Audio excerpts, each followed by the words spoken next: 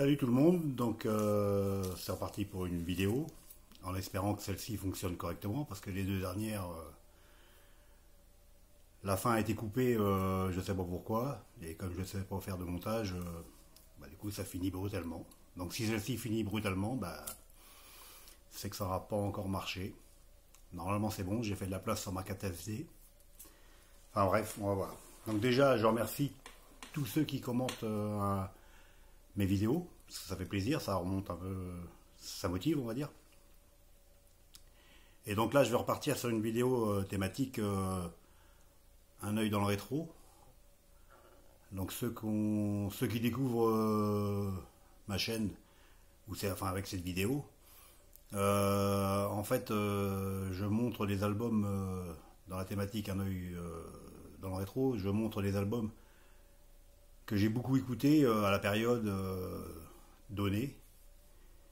Donc là, on va être en 1981, puisque la dernière fois c'était 80.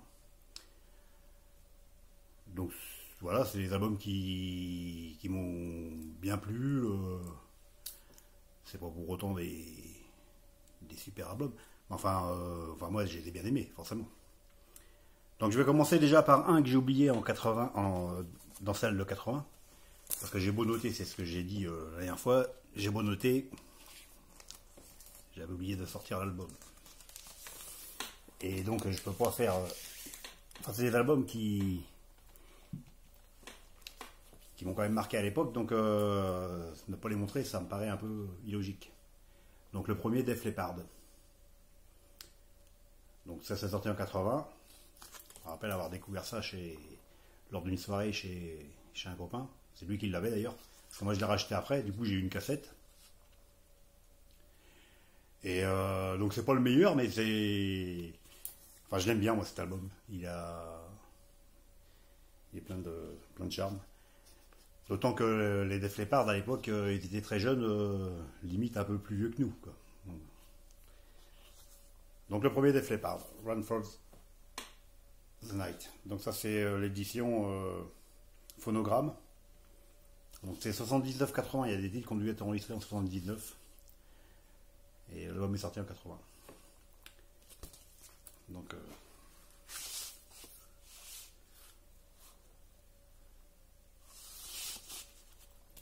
voilà, Def Leppard. Donc maintenant on va passer en 1981. Alors je vais commencer par un petit bonus, on va dire. Donc en 1981, alors bon, déjà je suis dans le hard rock depuis un petit moment, mais et je commence à porter mes petites vestes à patch, mes premiers patchs on va dire. Donc je montre une petite photo de l'époque avec, alors on voit mal, hein, mais il y a le patch ACDC forcément, et le badge ACDC toujours, If You Want Blood, juillet 81. Si j'avais su faire des montages, je l'aurais mis intégré dans la... Ça aurait mieux fait sûrement. Enfin bon, c'est un petit bonus.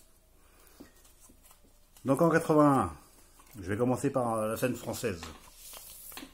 Alors forcément, comme dans les autres vidéos, j'étais assez fan très fan de Trust, donc forcément,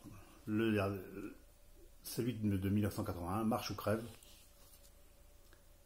acheté direct, surtout que il y a la chanson Ton dernier acte en hommage à Bon Scott. Donc là, il n'y a pas photo, il me le fallait. Et donc...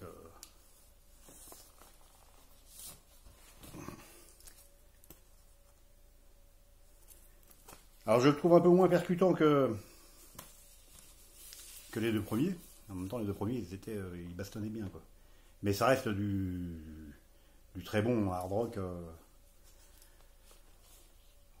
C'est la grande époque de Trust, quoi. Mais bon, Trust, ouais, j'aime bien. Donc, et content, la chanson, j'aime bien la chanson, justement, dédiée à Bon Scott. Alors, il y a quelques albums que j'ai sûrement dû déjà montrer dans d'autres vidéos, parce qu'ils étaient là, mais c'est pareil, montrer des albums de 1981 sans les remontrer, ça me paraît pas logique. Donc, le premier, Warning. Alors, on reste dans la scène française. Alors oui, c'est pareil que j'ai racheté plus tard, je l'avais en cassette.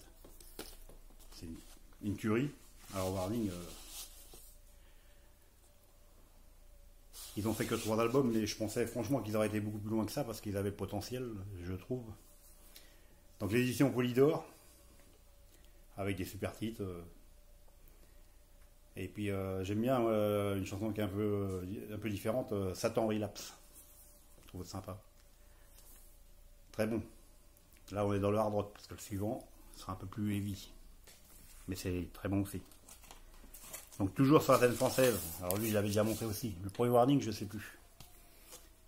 Une bombe, le Océan. Le dernier album de Océan.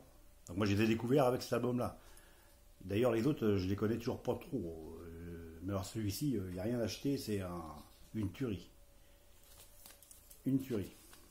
Donc c'est le dernier de cette génération-là, parce qu'ils en ont ressorti un que j'ai montré.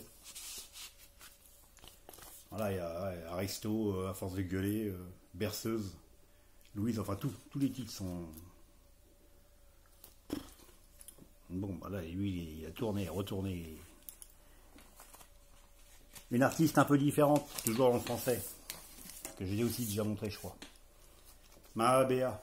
Donc elle est pas du tout dans le registre hard rock. Mais cet album-là, il est quand même très teinté hard rock. Donc je connaissais un petit peu avant, j'aime bien la voix de cette chanteuse. Sans m'être jamais trop à moins d'aller, mais avec cet album-là, je me suis... déjà, je l'ai pris, cet album. Enfin, je l'ai pris plus tard parce que celui-ci, c'est mon frère qui l'avait. Je l'ai racheté plus tard, je l'avais en cassette aussi. Et j'ai adoré cet album-là. Du coup, j'en ai pris l'autre d'avant, Pas peur de vous aussi, qui est très bien. Et je dois avoir 4 albums de Maria. Mais celui-ci, c'est pareil. Il a des heures d'écoute. Et puis bon, en 81, j'ai eu beaucoup de musique comme ça qui me... Par exemple, si je sors le Océan, c'est à peu près sûr que je vais mettre le Mahavea derrière parce que ça me rappelle la même époque. Des moments particuliers, enfin des petits moments, des tranches de vie, on va dire. Donc toujours dans la scène française. Trash. Alors là, c'est bon, là, au niveau hard rock, c'est quand même la catégorie en dessous. En dessous Trust, Océan, Warning. Mais c'est sympa. Et puis c'est pareil,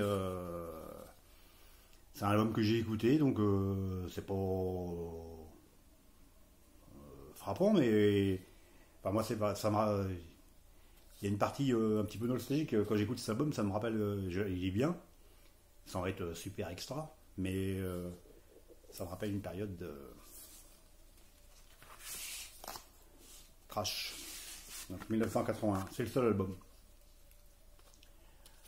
Alors, lui, il se trouve assez facilement à pas trop cher. Donc après, on va passer dans les un peu plus poids lourds, les Anglais. Judas Priest, donc comme j'avais dit dans mes autres vidéos, avec le live Japon, je suis devenu très fan. Et donc, je suivais, alors lui je l'ai acheté direct aussi. C'est où je le prenais direct, où je l'avais en cassette et je rachetais après, parce que j'étais quasiment tout ce qui est sorti en vinyle. Et cet album-là, le Point of Entry, je l'ai écouté et réécouté dans la chambre chez mes parents. Alors c'est marrant parce qu'il montre les albums avant, celui-ci, et il n'y a pas le Rocarola, qui est un peu différent. Ah bah il manque même, il en manque même d'autres. Ouais. Il manque Sad Swing of Destiny. Autant pour moi. Alors là, oui, j'adore cet album. Lui, bon déjà j'adore ce groupe, mais alors cet album-là, il a des heures d'écoute. Très bon heavy metal. Après, toujours dans la catégorie. Alors, Blue Oyster Cult. Donc eux je connaissais, parce que c'est un groupe des années 60, les premiers albums doivent être de 74, 75, je ne sais plus trop. J'avais entendu plusieurs fois, sans m'être vraiment trop attardé. Et ça c'est mon premier album acheté du Boc. Alors, il est génial. Ça c'est génial.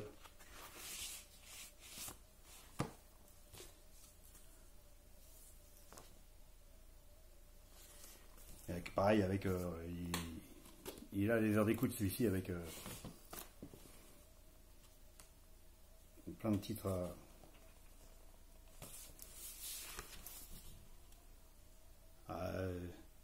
Joan Crawford, vétéran of Psychic War, Burning for You, Fire and No Origin, que des super titres, superbe album. Voilà, ouais, très très très bon. Le Boc, 1981. Ça leur fait 40 ans tout pile là, à tout ça. Ça nous rajeunit pas. Hein. Un autre grand groupe des années 70 que je connaissais aussi, mais que sans trop m'être attardé dessus, quoi. Alice Cooper. Donc je l'ai découvert plus avec cet album-là, Special Force. Alors cet album-là, il est relativement assez, par les fans d'Alice Cooper, il est relativement assez critiqué, mais moi je l'adore. C'est ce qui m'a fait, c'est mon premier vinyle d'Alice Cooper. Et enfin c'est bon, je l'ai acheté après aussi celui-ci, mais je l'avais en cassette, mais qu'est-ce que je l'ai écouté cet album. C'est ce qui m'a fait suivre Alice Cooper en fait. Alors c'est un album complètement, il n'est pas au mieux de sa forme, complètement déjanté, avec des titres Vicious Remove, Seven is Seven, Who Do You Think We Are, enfin donc là celui-ci c'est le pressage donc je l'avais en cassette à l'époque. Alors dès que j'ai racheté des vinyles d'occasion, j'ai cherché celui-là parce que lui là, je vous dis, il y a des heures d'écoute. Et je l'avais acheté et puis j'étais déçu un peu, il était pas nickel. Et en fait j'ai racheté un lot plus tard, il était dedans, donc là c'est un pressage américain. C'est fait chez Warner. Ah ouais. Alors cet album il est... Ouais. Ah bah il met toujours en verre. Mais cet album il est relativement assez décrié par les fans du code de Cooper, mais Alice Cooper, moi j'adore. Special Force. Et depuis j'ai plein d'albums de Alice Cooper qui sont différents, c'est plus rock, plus... Alors un autre album que j'ai écouté beaucoup, et pareil le groupe il doit être des années 70, et j'ai que cet album là, Mother Finest. Alors là on est dans le hard un peu funk, c'est pareil, je trouve ça excellent. Donc là lui je l'avais découvert chez un copain, donc ça c'est un album que j'ai racheté après aussi, que j'ai eu en cassette, c'est pour ça qu'il est signé, je l'ai racheté comme ça, c'est pas pour moi ça, les signatures. Mais alors je connais, ils ont une dizaine d'albums, je connais que cet album, Iron Age, de 1980. C'est... Enfin moi je... Alors après, c'est une tuerie. J'ai du mal à définir parce que il y a tout le côté... quand j'écoute cet album, je me revois... Je vois des passages de ma vie en 81, quoi. On faisait la fête avec les copains, parce que 81 c'était la belle vie. Hein. Je vivais chez mes parents, je travaillais, j'étais apprenti, donc j'avais un peu de revenus. Donc argent de poche, en gros, ma paye me servait d'argent de poche pour acheter les disques et faire la foire avec les potes. Donc voilà, ça se passait bien. Donc Mother Finest, Iron Age. Alors ceux qui connaissent pas, allez écouter cet album. C'est c'est hard rock, funk. Enfin il y a un truc complètement différent de ce que j'écoute habituellement, mais qui est hyper prenant quoi. Love Drug, Moving On, Evolution. Tout c'est pareil là, il n'y a rien acheté. Tout est très bon. Alors depuis un petit moment, je me dis il faut que je réécoute, enfin que j'écoute ce qu'ils ont sorti après et voir en prendre un autre pour voir vraiment. Mais bon, chaque fois ça passe à côté. Un autre que j'ai écouté beaucoup en 81 avec les sœurs Hammond, Cheta, Rock and Roll Woman. Le seul album, les Australiennes. Alors lui c'est pareil. Bon c'est mon frère qui l'avait. Donc je l'ai racheté après. Donc lui je l'ai racheté deux fois aussi parce que j'ai acheté une fois, je le trouvais trop esquinté par rapport à ce que je m'attendais. Donc j'ai racheté cette version là où le disque est mieux, la pochette est un peu esquintée. Et je me suis même pris, je l'avais montré dans ce que je fais jamais ça d'habitude, mais je me suis pris la version japonaise que j'ai trouvée il n'y a pas si longtemps que ça. Donc c'est le même album en pressage japonais. Mais alors lui, ouais, c'est pareil. Du hard rock classique, très simple, mais super efficace. Cheetah. Dommage, seul album. Après, on va passer chez les Allemands. Alors, avec leur deuxième album, Viva. Alors, Viva, c'est du hard rock, ça c'est pareil, cet album c'est... Et en 81, il y a plein d'albums enfin pour moi c'était des tueries. Avec Barbara Schenker, qui fait parler d'elle parce que c'est la cousine de Michael ou Rudolf Schenker de Scorpion. Donc dans celui-ci, ils n'en parlent pas trop. Dans le deuxième, c'est marqué carrément en grand que c'est une fille Schenker. Mais un superbe album de hard rock, Viva. Alors oui, c'est pareil, j'ai eu en cassette longtemps. Et dès que j'ai pu racheter, j'ai racheté. Ça se trouve facilement. Alors oui, ils ont 4 albums. Ça c'est le deuxième, il est génial le deuxième, j'adore. C'est celui que je préfère d'ailleurs. Après, le Dealers of the Night est très bien aussi. Et après, moins bien. Et celui d'avant, j'aime pas non plus. Donc dans la série, les membres d'une famille, Starfighter, premier album, avec un certain Stevie Young. Ça vous dit quelque chose? Le neveu des frères Young d'ACDC. Alors ça c'est pareil, superbe album, celui-ci, le premier, là. Ça, mon frère aussi avait celui-ci. Donc j'ai écouté pendant des heures et des heures cet album, mais bon. Et donc je l'ai racheté dès que j'ai vu. Et ils en ont un deuxième, j'ai moins accroché. Donc faudrait que je réécoute quand même à tête reposée, mais alors celui-ci, si vous le voyez un jour en vide-grenier, il se trouve assez facilement aussi. Faut pas hésiter, hein. Ceux qui connaissent pas, allez jeter un. De toute façon, je mettrai des liens vidéo si je peux. Un autre groupe que mon frère m'avait fait, il avait pris, qui venait de sortir, qu'on ne connaissait pas, donc le premier Motley Crue. Alors là, c'est pareil. Tomber direct sur le charme. Alors ça, c'est pas la première version, hein. Je vous dis, mon frère il l'avait, donc moi je l'avais en cassette. Et comme l'album avait bien marché, ils ont réédité des albums. Enfin, les premières versions, elles coûtent un bras. Je ne sais pas pourquoi d'ailleurs, mais ça c'est une version. Donc l'album est sorti en 81. Ça c'est une version chez Elektra fait par pressé en Allemagne par Warner. Et c'est une version, une édition 82. Celle-ci que j'ai racheté. Je l'ai pas racheté en 82, j'ai racheté plus tard, mais. Ah ouais, le premier Motley Crue, c'est pareil. Quoique j'aime pas tout ce qu'ils ont. Enfin, toute la première partie est bien de chez Motley Crue, mais après ça s'est un peu détérioré. Et je vais finir avec comme par où j'ai commencé, hein. Donc le Def Leppard 81, parce que là après, comme j'avais bien accroché au premier, on a pris la suite. Donc je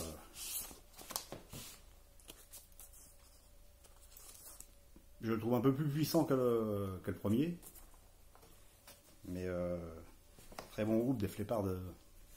Enfin, c'est pareil dans les premiers albums. Après, je sais pas trop ce qu'ils ont, mais j'ai pas vraiment lâché ce groupe-là jusqu'au 1, 2, 3, 4 ou 5e album, je sais plus.